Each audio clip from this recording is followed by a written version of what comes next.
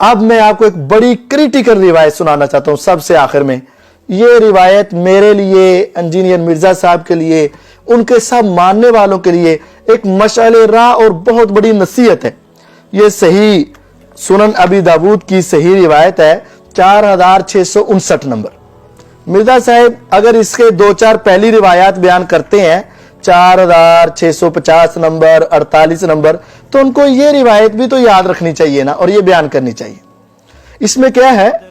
عمر بن ابی قرہ رحمت اللہ علیہ تابعی بیان کرتے ہیں، حذیفہ رضی اللہ عنہ مدائن میں تھے، اور وہ ایسی باتیں جو رسول اللہ صلی اللہ علیہ وسلم نے اپنے صحابہ سے غصے میں کی ہیں وہ بھی بیان کرنا شروع کر دیتے. کچھ لوگ ان کی وہ باتیں سن کر حضرت سلمان فارسی رضی اللہ عنہ کے پاس جاتے اور ان سے پوچھتے. وہ آگے سے کہتے حذیفہ کو زیادہ پتا ہوگا.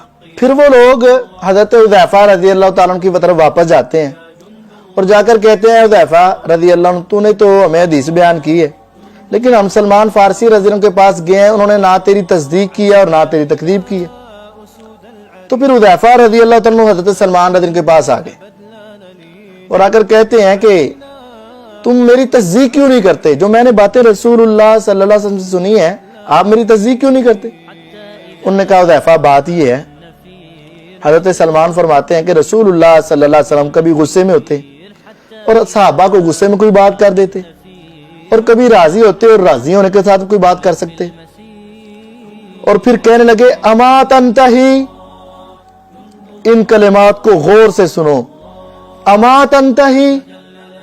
حضرت سلمان کہتے ہیں حذیفہ تو باز نہیں آئے گا. ان کا یہ قول ڈائریکٹ تو حضرت حذیفہ کے ساتھ تھا، لیکن انڈائریکٹ انجینئر مرزا صاحب اور ان کے ماننے والوں کے ساتھ ہے. کہا اما تنتہی، تم باز نہیں آؤ گے، ایسی باتیں بیان کرنے سے باز نہیں آؤ گے، حتیٰ کہ تم لگتا ہے کہ بعض لوگوں کے دلوں میں بعض کی محبت بٹھاؤ گے اور بعض کے دلوں میں بعض کی نفرت بٹھاؤ گے. یعنی تمہارے اس عمل کی وجہ سے چار باتیں پیش آئیں گی، حب رجال و بغض رجال، بعض کی محبت دل میں پیدا ہوگی اور بعض کی نفرت، اور حتیٰ تو کیا اختلافا و فرقتاً، اور لوگوں کو اختلاف میں ڈال دو گے اور فرقہ واریت میں ڈال دو گے. اور آج دیکھ لو، بعض کی محبت اگر پیدا ہو رہی ہے تو بعض صحابہ کی کتنی نفرت پیدا ہو رہی ہے. اور مرزا صاحب تو ویسے ہی معاویہ رضی سے بڑی نفرت پیدا کرتے ہیں، اور ان کے ماننے والے بھی امیر معاویہ رضی سے کتنی نفرت رکھتے ہیں، کتنی گالیاں دیتے ہیں. یہ انڈائریکٹ مرزا صاحب کو نصیحت ہے. مرزا صاحب کیا تم باز نہیں آؤ گے؟ اہل بیت کی محبت پیدا کرتے کرتے صحابہ کی دشمنی پیدا کر جاؤ گے اور لوگوں کے اندر اختلاف اور فرقہ واریت پیدا کر دو گے. مرزا صاحب کہتے ہیں، بڑا ڈائلاگ مارتے ہیں کہ میں تو فرقہ واریت کے حق میں نہیں ہوں، میں نے تو اختلاف اور فرقہ واریت کو 3 طلاقیں دے کر 4 تکبیرات پڑھ کے دفن کر دی.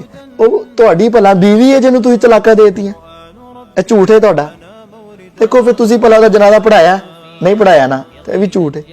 پھر تسی انہوں دفن کیتا ہے بھلا نہیں کیتا نا، اے بھی جھوٹ ہے. ایک ہی لوگاں نوں راضی کرن واسطے 3 جھوٹ بول دیتے جے. انہوں طلاق دیتی، اے بھی جھوٹ ہے. نماز جنازہ پڑھاتی، اے بھی جھوٹ ہے. پھر انہوں دفن کرتا، اے بھی جھوٹ ہے. بلکہ اس روایت کے مطابق تو تم فرقہ واریت اور اختلاف کو ہوا دے رہے ہو. حضرت سلمان رضی اللہ عنہ فرماتے ہیں کہ تیرے اس عمل کی وجہ سے کیا پیدا ہوگی؟ فرقہ واریت اور اختلاف پیدا ہوگا. اور حضرت سلمان رضی اللہ تعالیٰ عنہ کبھی نہیں چاہتے تھے کہ ایک صحابی کی محبت پیدا کرتے کرتے دوسری کے بغض اور نفرت پیدا کر دو. وہ تو ایسا نہیں، اور وہ ان باتوں سے روک رہے تھے. گویا کہ ایسی باتیں بیان نہ کرنا صحابہ کا منہج ہے، اور اگر کسی نے کی ہے تو صحابہ اس کو روک رہے ہیں. آج مرزا صاحب ہمیں بڑے تانے دیتے ہیں کہ وہابی اور اہل حدیث جو ہیں یہ روایات چھپاتے ہیں، میں نے نکال کے بیان کی ہیں. او بھائی جان، ہم تو حضرت سلمان کی بات پر عمل کر رہے ہیں، ہم تو سلمان فارسی رضی اللہ عنہ کی باتوں پر عمل کر رہے ہیں. اور انہوں نے پھر آگے کیا کہا؟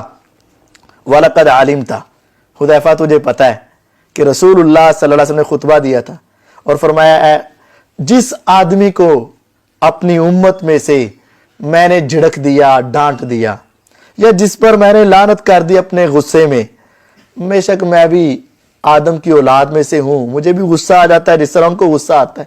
اللہ نے تو مجھے رحمت للعالمین بنا کر بھیجا.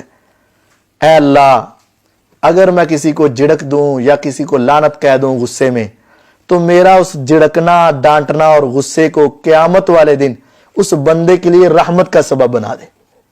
اور پھر آگے کیا کہا, واللہ, حضرت سلمان نے قسم کھا کر بات کی, معمولی بات نہیں ہے.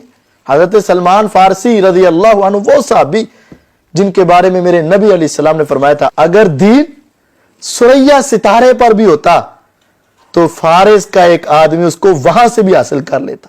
یعنی سلمان فارسی رضی اللہ عنہ وہ کہتے ہیں, واللہ لتنتہین, اے حذیفہ اللہ کی قسم تم اپنے اس عمل سے ضرور بعد آ جاؤ گے, او لأکتبن الی عمر, ورنہ میں لکھ دوں گا حضرت عمر کی طرف.